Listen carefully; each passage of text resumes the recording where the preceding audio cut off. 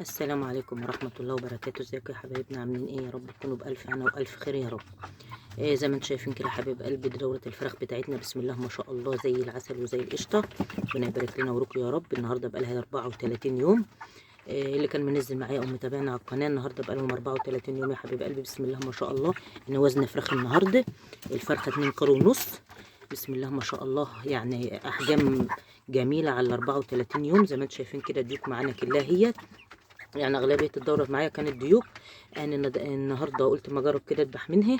نقيت برضو تقيل كده بسم الله ما شاء الله، هم اوزان واحده مفيش فيها حاجه تقيله وحاجه خفيفه. يعني بسم الله ما شاء الله زي ما انتم شايفين الفراخ بتاعتنا كده احجامها بسم الله ما شاء الله. ربنا يبارك لنا ولكم يا رب. فدبحت منها النهارده، وقلت بقى ده هم نسيبهم شويه في المكان بحس ان المكان كده كده فاضي، لانني ان شاء الله باذن الله هنقل البط دوره رمضان هنا هون. بس مستنيه شويه ايه اما البطه تجمد معايا شويه، او تفوق شويه كده. ليه؟ بحس ان الجو برده ساقع زي ما انتم عارفين.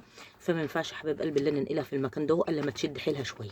انتوا عارفين اللي هي يعني احنا جايبينهم بقى لها 5 ايام لسه حتى ما سبعتش. فاما البطه تجمد كده وتشد حيلها معانا ان شاء الله باذن الله هننقلها في المكان الواسع ده اهو.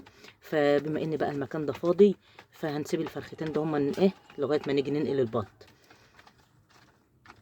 احط لهم العلف والميه، ما عادش بحط لهم اي حاجه يا حبايبي، لان الفراخ بتاعتنا بسم الله ما شاء الله في الزياده على طول. والحاجات اللي احنا كنا بنعملها لهم في اول الدوره زي ما انتم عارفين كنا بنعمل لهم حاجات من البيت كده، خلطات بصل، وبنعمل لهم برده نشا، وبنعمل لهم خميره برده في الميه وفي العلف. فدي بسم الله ما شاء الله خلى الفراخ بتاعتنا زي العسل وزي الهني، احجام زي القشطه معانا بسم الله ما شاء الله. ربنا يبارك لنا ولكم يا رب. فان شاء الله باذن الله هيسابوا بقى في المكان ده. اما نيجي ننقل البط ان شاء الله باذن الله هنقوم دابحين زي ما انت شايف كده بسم الله ما شاء الله زي الهنا وزي العسل. الفراخ البيضاء نزلت يا حبايب قلبي، اللي عايز ينزل كتاكيت بيضه الفراخ البيضاء اللي سأل عليها النهارده ب 24 جنيه. اللي عايزه بقى تنزل يعني ايه تحاول اللي هي تجيب برضو الوقت، لان عشان الجو اليومين اللي فاتوا اليوم كانوا ساقعه وشتي فالاسعارها ايه نزلت شويه. بدل ما تغلى تاني او حاجه، اللي عايزه تنزل بقى مثلا دوره لها او مثلا تجيب فرختين في بيتها او حاجه. فاليومين ده هم احلى سعر واحلى حاجه ايه للفراخ تنزليها ان شاء الله باذن الله كده. كده انا بعشهم الوقت يا حبيب قلبي، ما حطيتلهمش بس اللي هو شويه الميه والعلب بس اهوت، بحيث اللي هم بسم الله ما شاء الله ما عادوش محتاجين اي حاجه. اللي زي ما قلت لكم الفرخه 2 كيلو ونص، فبسم الله ما شاء الله ما عادوش عايزين اي حاجه. اللي انا اعملها لهم هو العلف والميه بس اهو. بس بما ان بقى المكان فاضي وكده فقلت ايه اللي انا اسيبهم في لغايه ما نيجي ننقل البط، لان انا ببقى احب الحاجه طازه. يعني ما بحبهاش اللي انا ايه اذبح واحطه في الفريزر على طول الا ما اكون مزنوقه، يعني المكان مثلا عايزاه لحاجه او المكان مش فاضي او في اي حاجه بقوم ذبحهم نوب. فبما ان كده كده المكان فاضي عما البط يبقى يتنقل هسيبهم برده ياكلوا شويه كده.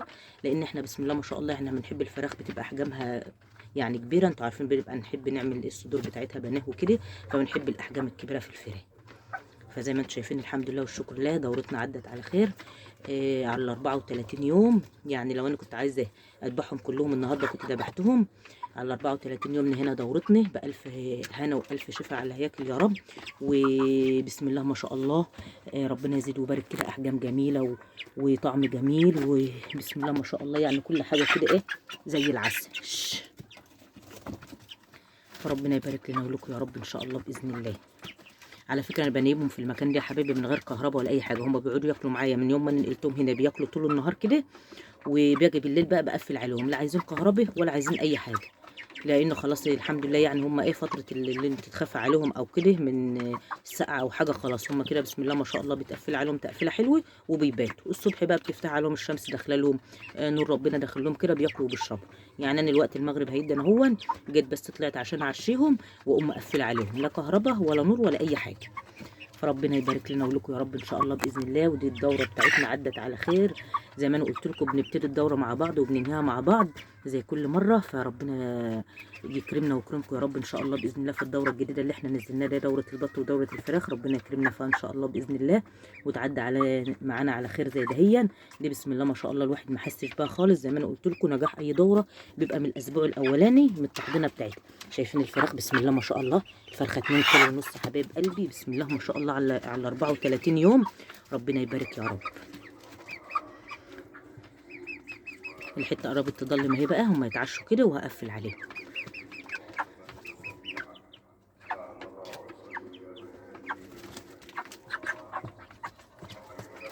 كل سنة وانتم طيبين، ويا رب يجعل أيامنا كلها هنا وخير وسعادة علينا وعليكم وعلى أمة لا إله إلا الله أجمعين. وينصر الإسلام والمسلمين في كل مكان، يا رب ينصر إخواتنا في فلسطين، ينصرهم على الأعداء يا رب إن شاء الله بإذن الله كده، ينصرهم نصرا عاجلا غير آجلا. وفي أنحاء العالم كلها ينصر الإسلام والمسلمين يا رب في أنحاء العالم كلها يا رب. وشايفين الفراخ بتاعتنا الرز بسم الله ما شاء الله زي العسل وزي الهنا اهي. دي بقى هيفضلوا معانا هنا في المكان دي كده مع البط بقى ان شاء الله باذن الله، لان انتوا عارفين هم مش زي الفراخ البيضاء. الفراخ البيضاء يعني بتتذبح زي ما انتوا شايفين كده على سنها دي، اما انا دول بقى بفضلوا معانا شويه كده، فما فيش ضرر لما البط ان شاء الله باذن الله يجمد كده ويشد حلو في البوكس ننقله معاهم هنا.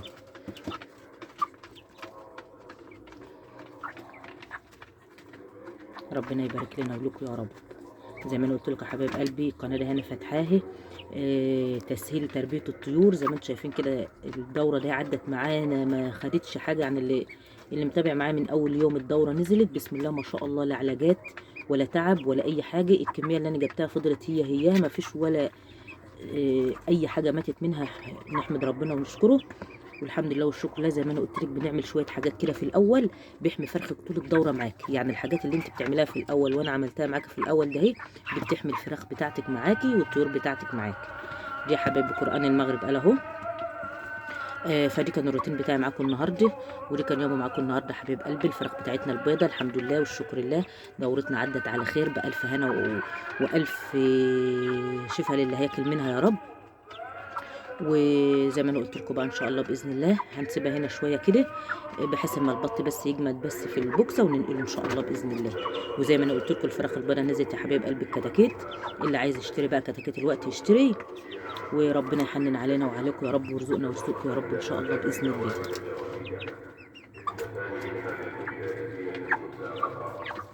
الفرخ بتاعنا فايق وجميل بسم الله ما شاء الله، يعني انا اللي ذبحوه ما اتقل من دوم كمان. دي الفرخه بسم الله ما شاء الله 2 كيلو ونص فراخ هنا قشطه كده. فزي ما انا قلت لكم القناه بتاعتي ديت على طول على طول احلى طيور بتطلع من على القناه بتاعتي دي، واسهل طريقه وما بتتكلفيش حاجه خالص خالص في تربيه الطيور بتاعتك. بتطلع معاكي كده بحب كده، والواحد يعني الطيور ديت اكنها ايه بعملها يعني ايه الواحد ينظف تحتها يروق تحتها كده ياخد باله منها ربنا براضي فيها ان شاء الله باذن الله كده. يجعل دورتنا الجديده هي البط والفراخ معانا على خير، يجعلها كده حلوه زي دهيت، قرفتها قرفه خفيفه كده زي دهيت يا رب العالمين. ودي كان يوم معاكم النهارده حبايب قلبي، ودي كان الروتين بتاعي معاكم، والسلام عليكم ورحمه الله وبركاته.